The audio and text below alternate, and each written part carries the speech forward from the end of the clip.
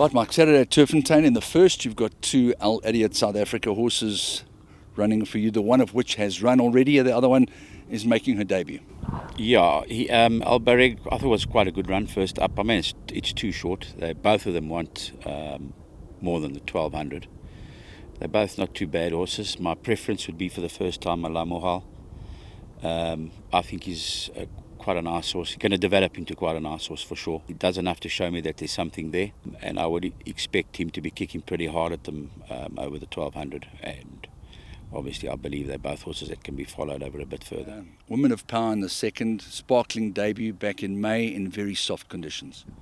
Yeah, it was a good debut, and the form is quite good from the race.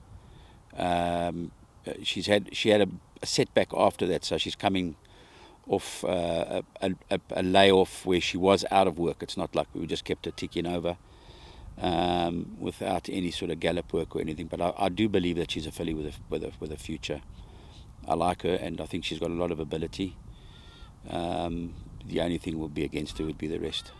Okay, Outer Dimension and Champagne Cocktail, who looks to be the full sister to Sparkling Water, are in the third. Champagne Cocktail is certainly showing us that she has a certain amount of ability. She hasn't quite got the sort of speed or tactical speed of the sister, Sparkling Water, but there seems to be something there. Obviously, first timers, one never knows what they're going to do. I think if she brings her track work to the races, she'll be very competitive.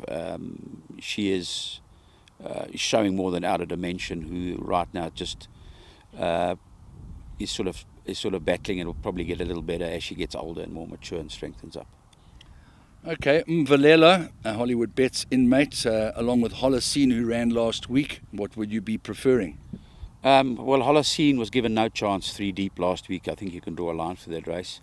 He's got some fair maiden form. That was a handicap. So clearly his rating is not even close to what they think it is. Mvalelo is consistent. He's a consistent maiden at this stage of the game. You know, he runs very well. He's always there or thereabouts. Whether one could, label him as a winning bet is very difficult, because he's knocking on the door. He hasn't got there yet. But obviously, to be included in everything. Now Mvalelo the first to pounce. Fashimianari up the inside. Exhale 2 off the outside. Volta Fuzz. They the 4 that matter here. Mambo Lion came back to the field and dropped out of contention at the 300 metres board. Mvalelo in front. Fashimianari though now starts to turn it on. Then comes Volta Fuzz at the outside, who's running a nice race but about 2 lanes down. Mvalelo, Fashimianari. They clear of Volta Fuzz, but now Fashimianari turns it on. Goes 1 length in front of Mvalelo, and Fashimianari has beaten Mvalelo. And I think the same can be said of Simple and Sharapova, who ran a very good race to quite a decent older filly last time out. Yes, it was actually. No luck in running. She was in the worst position in the race. I think she's come on with that run. That was a bit of a second run from a layoff for throat surgery.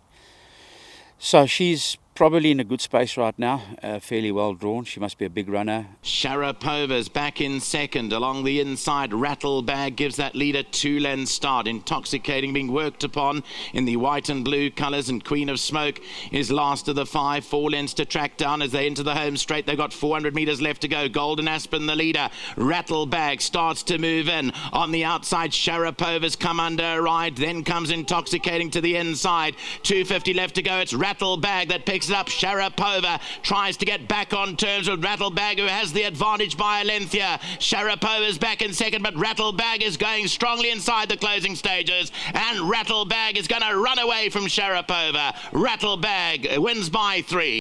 Simple is another one that's also not really getting much luck in running. Also, sort of battling her way back to form after a wind up. I think she's also pretty close to having a peak run here as well, so a strong coupling. Then Union Square, you were quite short and sweet about his chances last time out, where you said it was going to be short. I thought he ran a very good race and accomplished performance after the gelding. It was a top-class run, I think, doing his best work at the end. I think, again, he should be doing his best work at the end. I know on ratings he looks an absolute Monty, but he's, I think the trip's just a bit short. Yeah. and we're just getting to form. We're not there yet, and I think once we have a bit of rain, we'll probably see the best of him. But, you know, I wouldn't leave him out of anything just based on what he did last time, where he's, you know, he surprised us at how well he ran, and I like that he dug down deep in the end, put his head down to run fourth. I like what I saw there.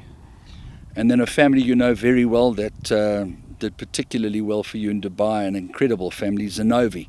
Yeah, Zanovi's, look, he's not great in the wind, but he's running well, so we're not going to do anything about that at this stage.